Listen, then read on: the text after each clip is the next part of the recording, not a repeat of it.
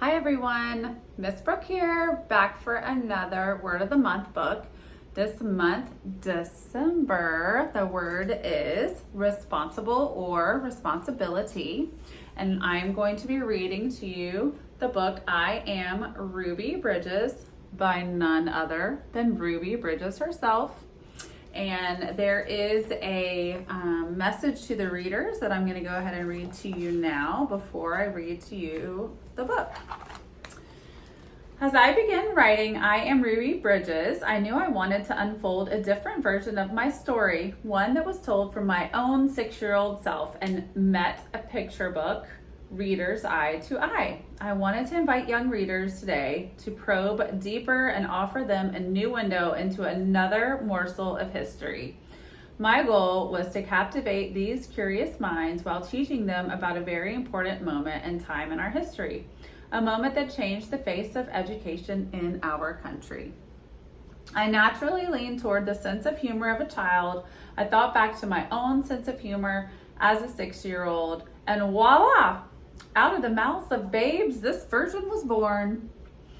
Here, I invite readers to journey back with me in time when I was 5 and then 6 years old, and when I didn't quite know who I was or who I wanted to be when I grew up.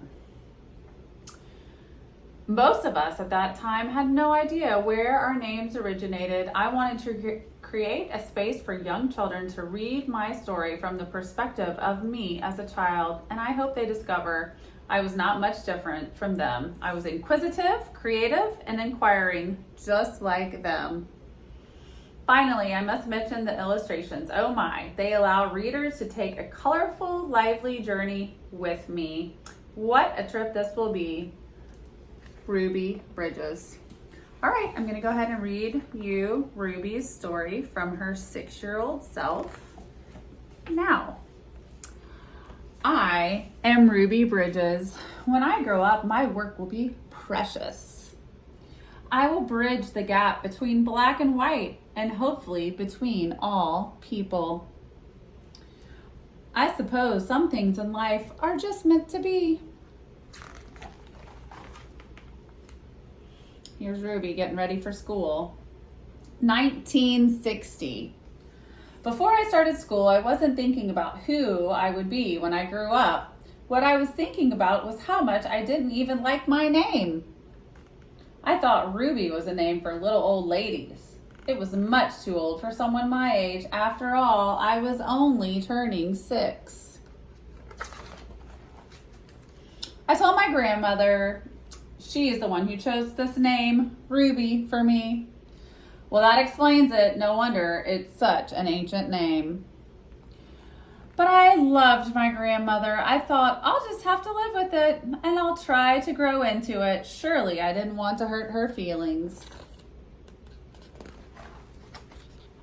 So there I was, almost 6, born in 1954. I'm told that was a very important year because of the landmark case Brown versus the Board of Education. That was when the court banned segregation in schools. But all I knew then was that my old name was Ruby Bridges. Oh boy, what's next? What a way to start school.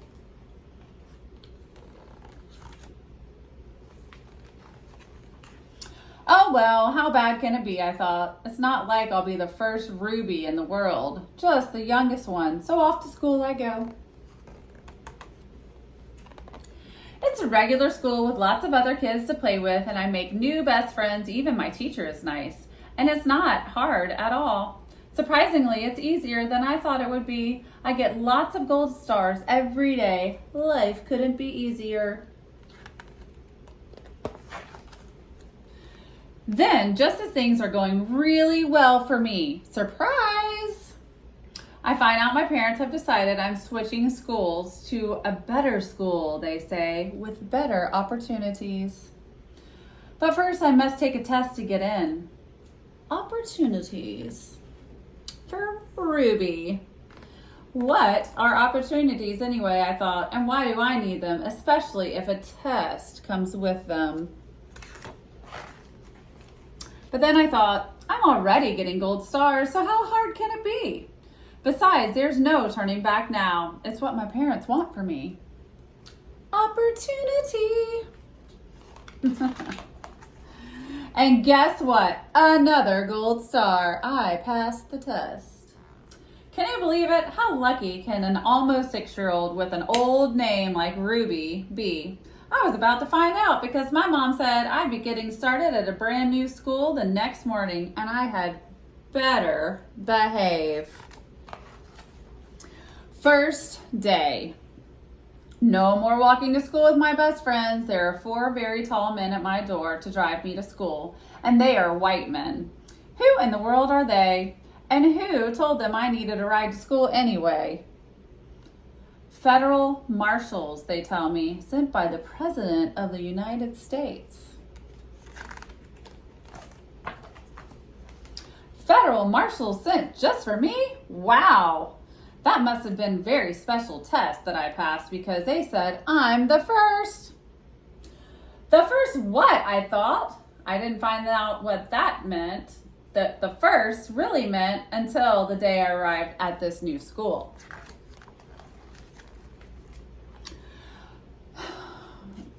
Those 4 very tall white men, they escort me into the building past lots of screaming white people who line the streets outside of the school. It really looked like Mardi Gras to me, but they aren't throwing any beads.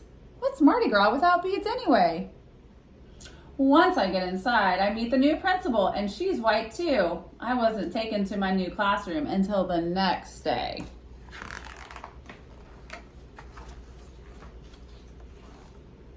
Second day. When I arrive in my classroom, my new teacher opens the door and greets me. Hi, I'm Miss Henry, your teacher. Come in and take a seat, she says. And aren't I surprised because she is also white. I've never had a white teacher before. And the biggest surprise of all, I'm the only kid in the class. I didn't see any other kids at all. Not one. That test must have been a lot harder than I thought. Why am I the only kid in my class? Not to mention the only kid in the whole school. And why don't I see anyone who looks like me? And then that's when it hits me. I'm not just the only kid. I'm the only black person here, I thought. Maybe I am the first. The first black kid in this school. So that's what they meant about me being the first. Finally, it all makes sense. Me, 6-year-old Ruby, the first black kid to go to this school, William France Elementary, a white school. When I asked my mom, she said, yes, it's an all-white school until the laws changed when Brown versus the Board of Education won their case in the Supreme Court. Now all black kids can go to any school they like alongside white kids. I, Ruby, being the first, helped to make that possible. And that's a good thing for black kids, for white kids too, for all kids once they finally get here. 2nd, 3rd, 4th, 5th, 6th, 7th.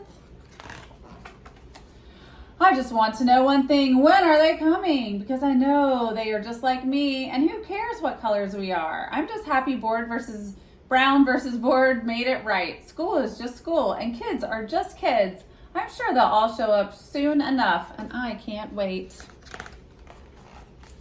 I guess being 6 with an old name like Ruby isn't so bad after all. I suppose some things in life are meant to be. I am Ruby Bridges, the first.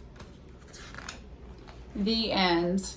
So think about the ways that Ruby was responsible and some character traits that she and the people around her might have had. You can discuss this with your teachers as long as they're fine with that. I hope everybody has the very best day. See you soon.